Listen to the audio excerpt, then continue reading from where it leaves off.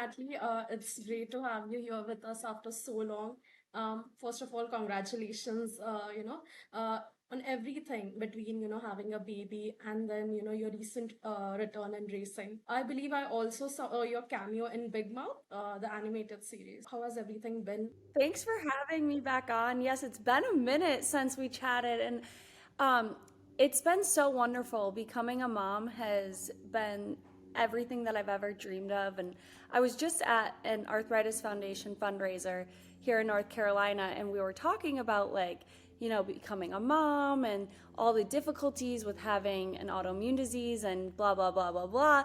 And I was like, but before we get into talking about that, I just wanted to tell everyone every interview that I've ever done about racing and my career, everyone always asks me what my dreams are, my goals are, and I never once have mentioned becoming a mom.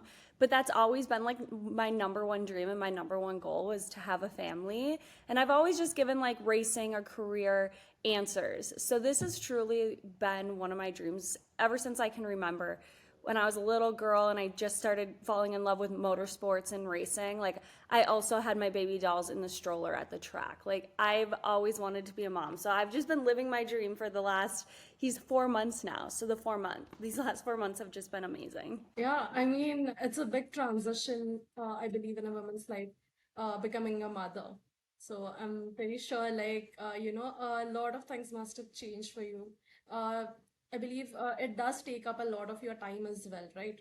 Uh, so I think, yeah, it's been a minute, yeah. Are there any, is there anything recently that's been happening around racing? Because I saw you, followed Derek to the track and you have been helping him with Yeah, regional racing and everything. as soon as we found out that I was pregnant, we were like, okay, well, we still want to be heavily involved in racing through the pregnancy and my postpartum. And Derek's always dreamed of racing in NASCAR as well. He's made 2 truck starts a few years ago, and we have our own super late model that we go short track racing with. So we were really working hard at trying to find sponsorships to go race our car, short tracks, and or do NASCAR stuff. So we've been nonstop still working to get to the track with Derek driving. But now that I'm not pregnant anymore, I do want to get back in the car. That's always been the goal is to never not be racing. I want to still get in the car and drive. So we're just still working on things. It costs a lot of money to go racing. So we're just trying to find the sponsorship, the right partners and make it happen. Talking about sponsorship, we just had a race in Mexico, right? And it was really good for, the big teams, the big legends that we have out there. But the smaller teams, it's always difficult financially and logistically, I believe, for smaller teams to race on international circuits anywhere. What are your thoughts on that? Should NASCAR continue with these kinds of races? With the smaller teams heading to Mexico when they went there, how hard that was on them. I mean, I I am currently not racing in anything right now, so all my communications with the teams are very minimal because I'm having only just conversations with them on potential stuff I'm doing. But what I did hear was that it was really difficult financially for a lot of the teams, the lower budget teams, to go race there. And I only talk with some of the Xfinity teams, and I do race with a lot of those lower budget teams because that's just the funding that we have at the current moment and for the past couple of years. But I don't know. I haven't really got to discuss very much with them about it, but I think that was so awesome. I loved watching it on TV and seeing everyone there and following it through social media, especially the wives, seeing all of their outfits and what they were doing at night and what it was like at the track for them. I really enjoyed watching everyone out in Mexico, and I hope they all had a really great time. Anyone you mentioned a lot of NASCAR wives. So is there anyone who's your favorite, someone you look? Well, I feel like always my favorite has been Samantha Bush, just she's one of the first NASCAR wives I ever met when I was much younger. But I really like all of them. I will go in and stalk all of them every weekend to see their outfits, to see what they're doing, where they're going to eat. But Yeah, I don't know. She's definitely one of my favorites to always check in on. She always has great outfits. Definitely. Like, she has been tweeting a lot as well, during the race. So we do kind of follow her on Twitter and just see what she has been tweeting and everything. Can you talk a bit more about your recent cameo in Big Mouth? I believe it was season 8, episode 8. Yes, I had no idea. So my mom was getting like text messages. The season must have just got released, and people that were like binge watching it all the way to season 8 or episode 8, they were like, "Hey, Amy, Natalie's in Big Mouth," and we had no idea what it was. And they had to tell us it's on Netflix and this and that. And we went and watched it, and I was just like, that is so cool. Number one, I wish they would have told me so I was like ready for it and could be even more excited about it. But I just thought that was the coolest thing, and I actually gained like a few more fans and following that I probably didn't know who I was, and they were commenting on my Instagram saying like that they saw me and they thought it was really cool, or like, "Hey, did you know you're in the show?" And I didn't know, but we watched it and I thought that was pretty cool. So when did you actually come to know that, there's an episode where they have featured you? It was probably a few days after the last season came out, and probably just a few days after it came out because people were telling us right away. They're like, "You need to go see that you're in the episode." So we watched it right away. Moving into like, core sports, recently, a lot of female drivers have been, very active in NASCAR. Like Catherine Leach was racing in Xfinity and she recently drove in Cup Series as well. Then you have Tony Breidinger, who's also been a very big contributor towards it. How do you feel about the lands? How do you feel like that? Is the landscape shifting for women in NASCAR? Like, are there more openings? I feel like a few years ago there was more women in the sport, and I feel as if the last like year, 2 years, it has actually gotten a little bit smaller. And when I'm talking about in the sport, I'm talking about like the top three levels. I feel like there was just a few more women drivers, even if they weren't full time, more women were making appearances and starts a couple years ago. Because right now, like you said, there's really just those two. And a couple years ago, there was a lot of us. So I don't know why that has happened. It kind of made me sad to see this year that there weren't more women in the top three levels. But when you go and you look at the lower levels or, short track racing or even dirt racing, there's more women every single season coming in to go and make starts or run a full season. If that's, a dirt car, if that's their local short track where they live, there's a lot of women, but I don't know what has happened to why not more are in the top three series. Recently, even Haley Deegan moved into IndyCars and Indian NXT. So, have you ever thought about switching series, or is NASCAR still the dream for you? I would race anything, and I feel like if you were to ask Haley, she probably would say the same thing, and that's why she's at this awesome opportunity she is. Um, you know, I thought about road racing as like a career of mine that I could do instead of NASCAR, but my heart is still always there because that's just like when you think of motorsports, that's like the biggest there is and the best there is. They race in NASCAR.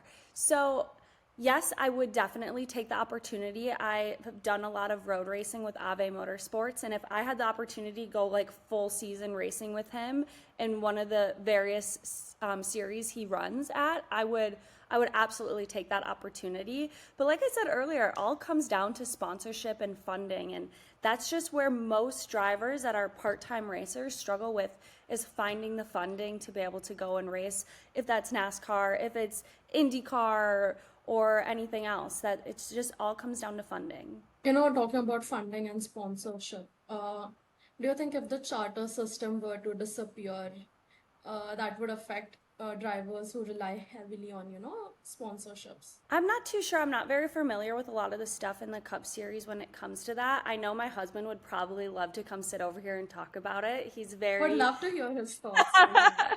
Would love to hear his thought. Derek, please do if he join was us. if he was available right now, I'd make him come sit over here and talk about it. Maybe you need to get him on because he would definitely talk about it. But I don't know. I'm I'm not very knowledgeable about all of that stuff just because I haven't experienced it and I haven't been able to, you know, race with any of those cup teams or go cup racing or really understand it. So I don't know. Maybe we'll have to have Derek on. He'd probably talk more about that. Definitely. But is there any cup driver that you're currently rooting for championship? Oh, I don't know. Um, You know, my favorite was Kurt Busch, and he no longer drives anymore. And ever since that, I haven't picked another favorite driver. So I'm gonna say what my husband Derek, he always says he just wants a good race. He never has someone that he's specifically rooting for. He just wants there to be a good race. So I just hope that at the end of the season, it's a really good race for the championship. I guess, that makes sense as well. Very diplomatic answer, though, I would say, but fair enough. I wish Kurt Busch was still driving because I want to say he's still like my favorite, and I'm sad that he's not driving anymore. What about truck series? Like, is there a contender you think is doing really well? Like, I think Corey Haim is currently leading the charts. Yeah, I have been, and then his girlfriend, I follow her very closely, and she does a lot of short track racing. I believe she's making her first ARCA start, or maybe it's her second, I'm not sure. But I've been following her a lot, and I love seeing them at the track together. And he's definitely someone that I root for when I'm watching the truck race for sure. Is there any particular track that you're very fond of or you think that you run very well at? If I could make a couple starts this season, I would love it to be at a short track like Richmond or Martinsville. And I would absolutely love to go back to Daytona at the end of the season. If that's a possibility, you will see me there racing. And I would love to be able to do that in the Xfinity series I'm drinking out of their coffee mug, DGM. I love racing with them. I love everyone that works there. They're a really great group of people.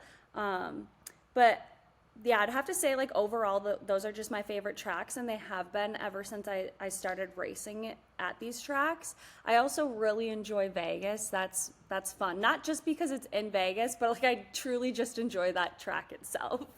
I mean, Daytona's on everyone's list at this point, I believe. Daytona's Yeah. that one track that everyone wants to race at and also be there. Not just to race, but Yeah. to watch as well. So, yeah, definitely. That's like, again, top three tracks, so we'll put up Daytona there with Martinsville and Richmond. And I would love for my son Levi to watch me race at Daytona.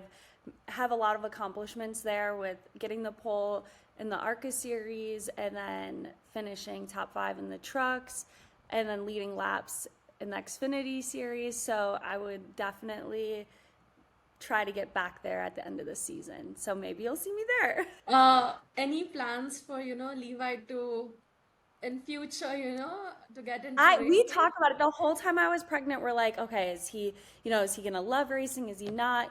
But we talk about things that we want to introduce him to, and it's a lot of the stuff that my husband and I grew up loving and doing ourselves.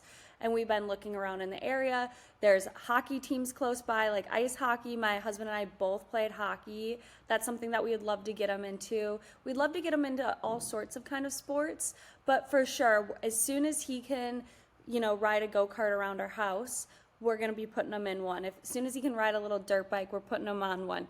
And that's just how my husband and I grew up. So we're going to see if that's something he likes, but we don't know until he grows up. You know, I was just reading through a few of the things that you have been saying that during your pregnancy, it was not just a physical toll, but also an emotional toll on your body to, race as well as, manage your pregnancy. Can you talk a bit more about that? Yes, I would love to talk about that. And with my friends, a lot of my friends have told me that have just recently got married or going to be getting married soon that they're afraid for that part. And I remember telling them before like they were afraid for the pregnancy journey and watching their body change. And I remember telling them, I'm like, oh, I'm so excited. Like, I'm going to feel so beautiful. It's going to be amazing and so magical.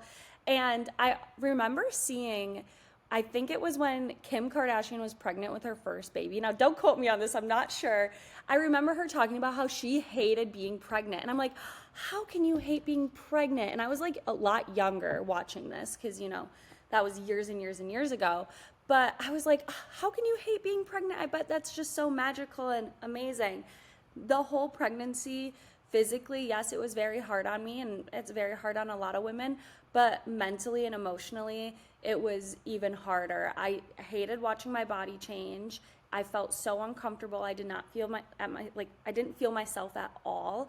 And with having the autoimmune diseases I have, some symptoms were staying away, and then there was other things that were just really difficult on me. And I had, from the start, my first OB appointment, they transferred me to high risk. So I was seeing MFM, which is maternal fetal medicine. And so I was instantly a high risk pregnancy. And it was just like, there's so many scary things that were like being talked about, but nothing scary was happening. Like, I was healthy, the baby was healthy, everything was good, but they were super prepared. And that was like scary going through all of that and having to go to like a high risk doctor right from the start.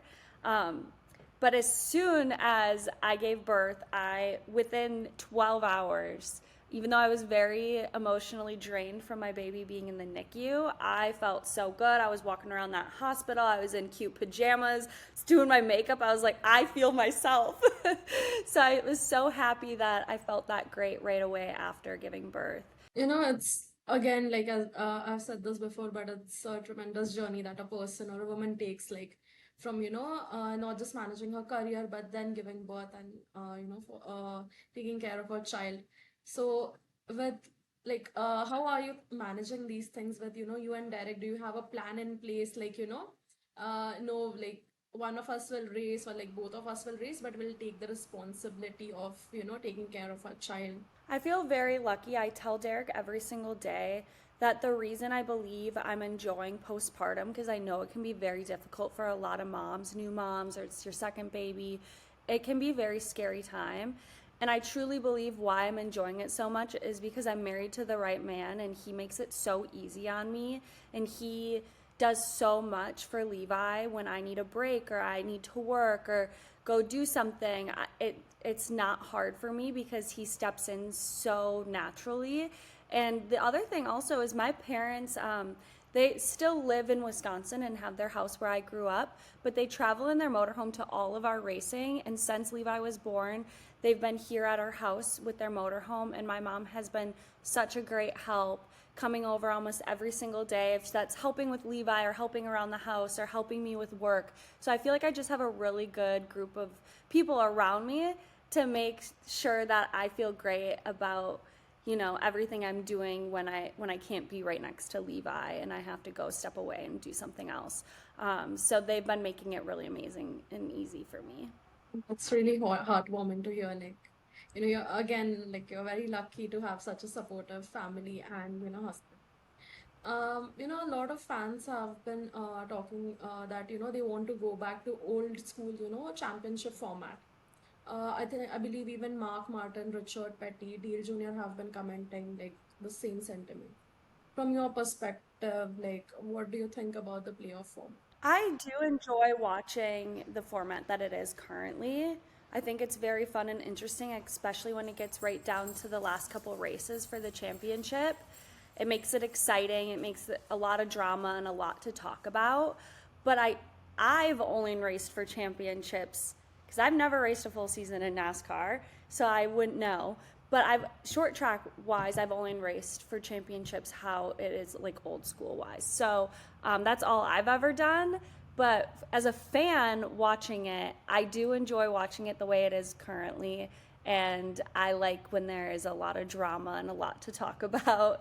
And I think it's fun currently. Definitely. Yeah, I mean, SVG's win was very dramatic. I won't say very dramatic. We kind of figured it out by the end, like, he will win that particular race. But yeah, I think the most interesting part must have been Carson Hocevar and Ricky Stenhouse showing us, conversation that went down. Yeah, that was the most crazy part, I think, of the whole weekend was that conversation. I did not see that on live television, but on my phone when I was like checking for updates and I saw that clip of that video, I was like, this is the drama fans like. I know probably as the driver and team owners and being in it, because I am in it sometimes, it's not fun when you're involved in it, but as a fan watching it, I love the drama and I love it all.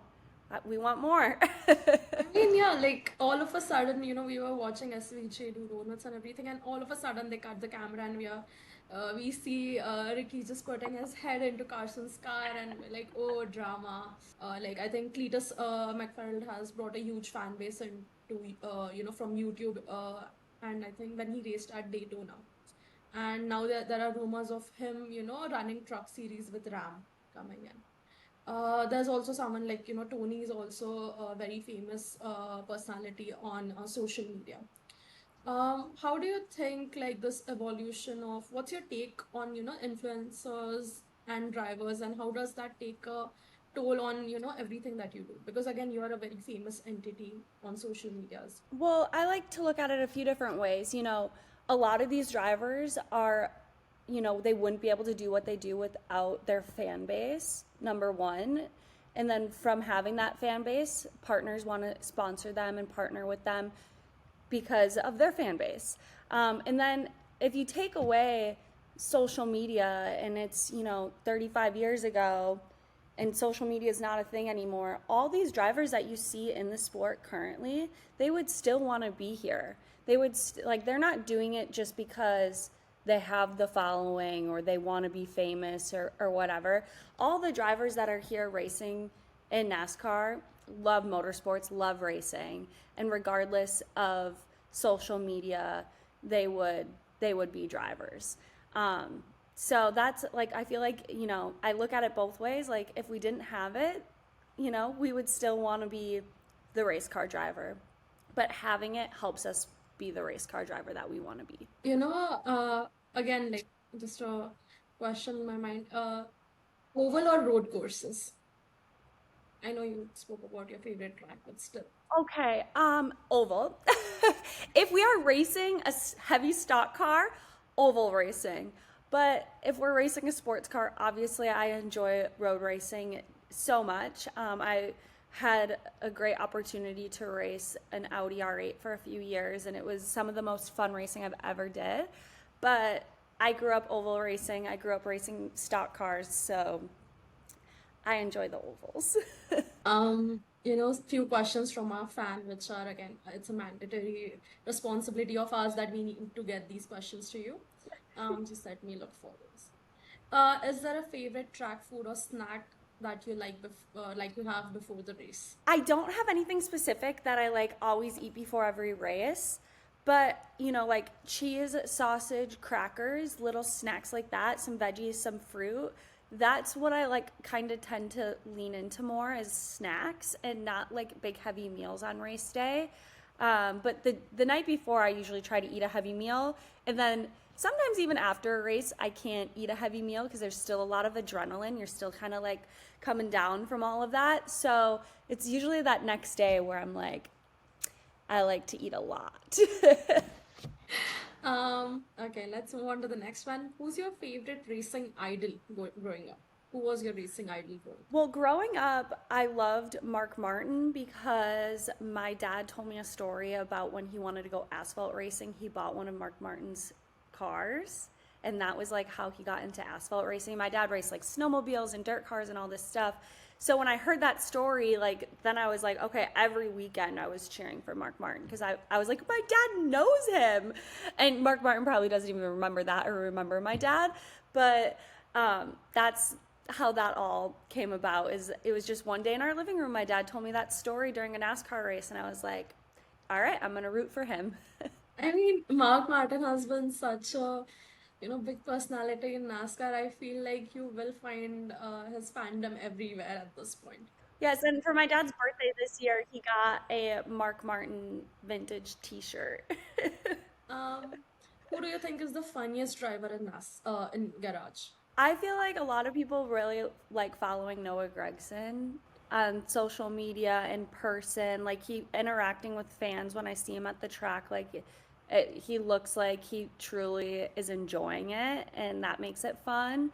But I don't know. Sometimes the drivers that have more of like a dry humor are funny too to watch as well. But everyone is like different in their own way and funny in their own way. Night race or day race? I prefer night racing. I like racing under the lights. I think it's really magical and fun, and you feel like way more badass when you're racing under the lights.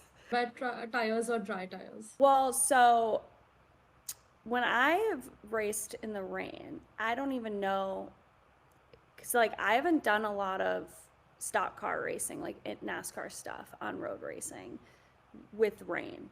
And when I've done sport car stuff, we didn't change the tires. So I wouldn't know. One track that you still dream of winning at. Oh, wow, I don't know. I've been to so many tracks. I don't know. I don't know. I can't pick. I don't Uh, want to pick because okay, then if the dream doesn't come true, I'll be sad. okay. Let's not jinx it, yeah. Let's Yeah. not jinx any track.